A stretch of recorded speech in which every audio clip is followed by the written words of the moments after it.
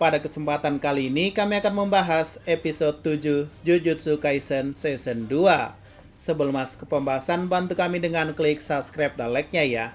Oke, jadi mari kita mulai saja pembahasannya. Episode kali ini berjudul Yoi Matsuri atau Evening Festival, yang artinya festival malam. Scene dibuka yang melanjutkan pertarungan hidup mati antara Mechamaru yang bernama asli Kokichi Muta melawan roh kutukan super nyebelin bernama Mahito. Dengan serangan laser Muta, ia menyebutnya sebagai Ultra Cannon. Kokichi menembakkan ledakan energi terkutuk dari telapak tangan boneka itu. Teknik ini menghabiskan energi terkutuk selama 1 tahun yang disimpan Kokichi. Tapi itu masih belum cukup dan membuat Mahito bisa lolos dari serangan tersebut dengan mengubah bentuk tubuhnya. Terutama bagian kakinya ia ubah menjadi kaki binatang yang bisa bergerak cepat. Walaupun begitu, Mahito cukup terkena luka bakar pada bagian wajahnya. Lanjut, Muta pun terus-menerus menyerang Mahito dengan robot besarnya. Namun sayangnya itu tak bisa mengenai Mahito karena pergerakannya yang cepat dan tubuhnya yang lebih kecil. Bahkan dikasih emot ule untuk meledek Muta karena tak bisa mengenainya. Sempat terlihat bahwa Mahito berubah jadi ikan kecil untuk berenang di sungai karena berusaha menghindari serangan Muta. Dan inilah saatnya Muta mengeluarkan jurusnya lagi, yaitu Miracle Cannon. Kokichi menembakkan ledakan energi terkutuk dari kedua tangan bonekanya. Teknik ini menghabiskan energi terkutuk selama 2 tahun yang disimpan Kokichi. Muta menembakkan serangannya ke arah sungai, tapi lagi-lagi bisa dihindari. Hingga akhirnya Mahito keluar dan memperbesar tangannya dan dapat memukul robot besar Muta yang sangat besar. Muta pun memakai tekniknya lagi, yaitu pengisian teknik domain sederhana. Kokichi menemukan 4 tabung yang berisi teknik terkutuk domain sederhana. Ini adalah satu-satunya cara dia bisa membuat domainnya berfungsi.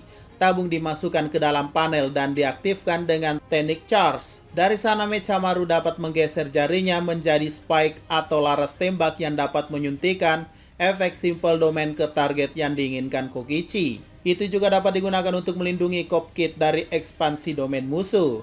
Intinya di dalam tabung tersebut berisikan teknik terkutuk mematikan untuk menghancurkan jiwa Mahito ya. Dan hanya 4 yang ia punya, alias punya 4 kali tembak. Tembakan pertama berhasil mengenai Mahito, dikira tidak berfungsi, itu malah menghancurkan lengan Mahito yang lagi terbang. Dan Muta pun berhasil untuk mengenainya pertama kali sampai ia terlempar jatuh. Dan dari serangan Muta itu seperti Rider Kick, tapi lagi-lagi Mahito berhasil menghindarinya. Dan kali ini Mahito benar-benar berubah menjadi burung, bahkan kepalanya pun jadi burung. Di sisi lain, Geto tersenyum dan mengetahui bahwa kemampuan dari Kokichi Muta mempan terhadap Mahito. Bahkan kekuatannya sudah seperti roh kutukan tingkat khusus. Lanjut, Muta pun melanjutkan serangannya yang bernama Pigeon Viola. Kokichi menciptakan 5 bola yang terbuat dari energi terkutuk dan meledak saat dilepaskan. Ledakannya mengikuti sasaran hingga bersentuhan dengan sesuatu. Teknik ini menghabiskan energi terkutuk selama 5 tahun yang disimpan Kokichi. Tapi disinilah uniknya Mahito, sambil menghindarinya ia berubah bentuk lagi, mulai dari serigala, tikus, bahkan gorila atau monyet, dan sempat menjadi laba-laba. Dan akhirnya karena bola itu terus mengikuti, ia mengarah ke Muta dan berlari ke arah wajahnya, dan berusaha menyerangnya dengan mengubah bentuk tangannya menjadi besi. Hingga membuat rambut robot tersebut terputus dan serangan bola tersebut meledakkan di sekeliling Muta.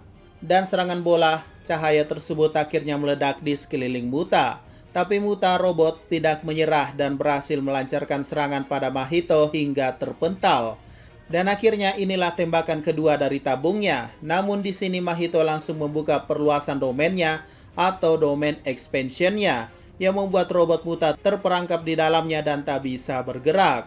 Ya, taulah konsep domain ya, pasti kena. Walaupun ia berada di dalam robot, artinya jiwa Kokichi Muta sudah pasti kena. Akan tetapi, Muta pura-pura tertidur atau kalah. Dan stoknya tinggal 2 tabung. Muta menjelaskan kalau di zaman Heian, yaitu zaman keemasan teknik kutukan, Asia Sadatsuna menemukan cara untuk melindungi murid dari teknik kutukan, termasuk teknik domain expansion ini.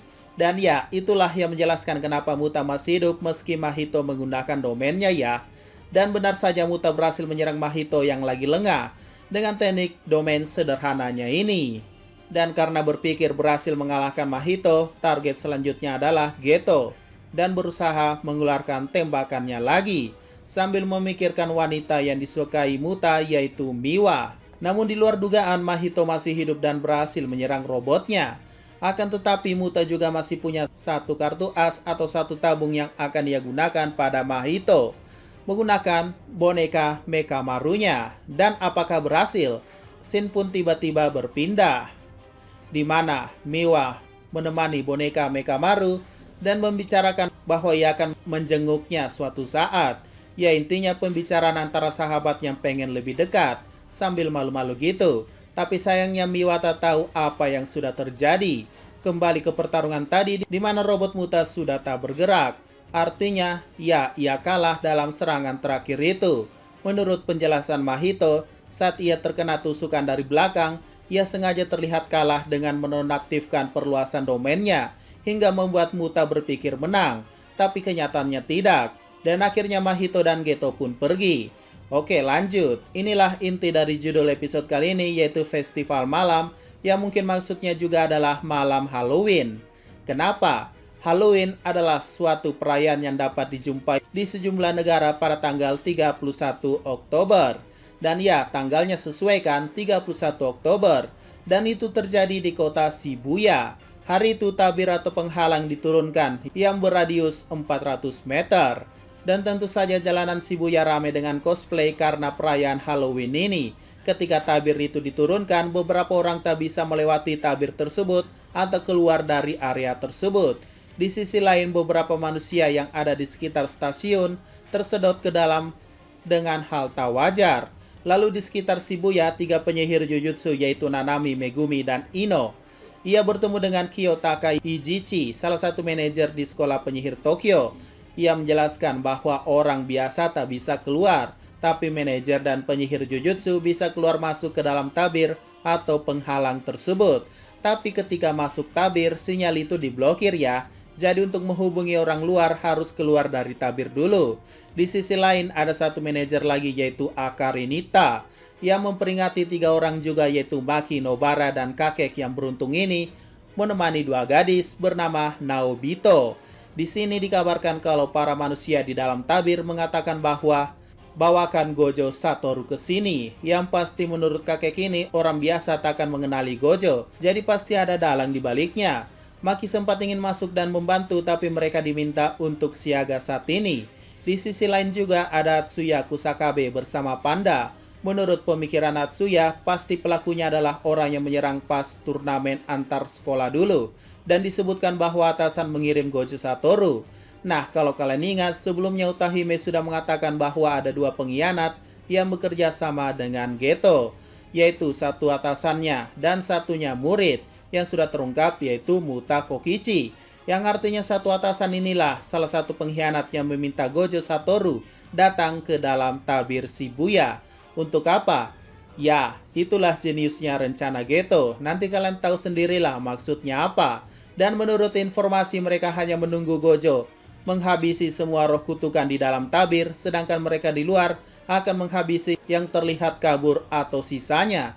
Tapi Panda sepertinya kurang setuju, dia maunya masuk membantu warga sipil. Tapi ya, mau bagaimana lagi, kondisi di dalam juga ada yang biasanya aman-aman saja, karena mereka hanya terlihat kehilangan sinyal saja. Lalu di dalam tabir, beberapa orang sudah panik karena tak bisa keluar, dan mereka terus meneriakkan nama Gojo Satoru agar mereka bisa keluar. Namun tiba-tiba Gojo Satoru akhirnya datang di tengah kerumunan manusia ini. Bersambung. Apa yang akan terjadi selanjutnya ya?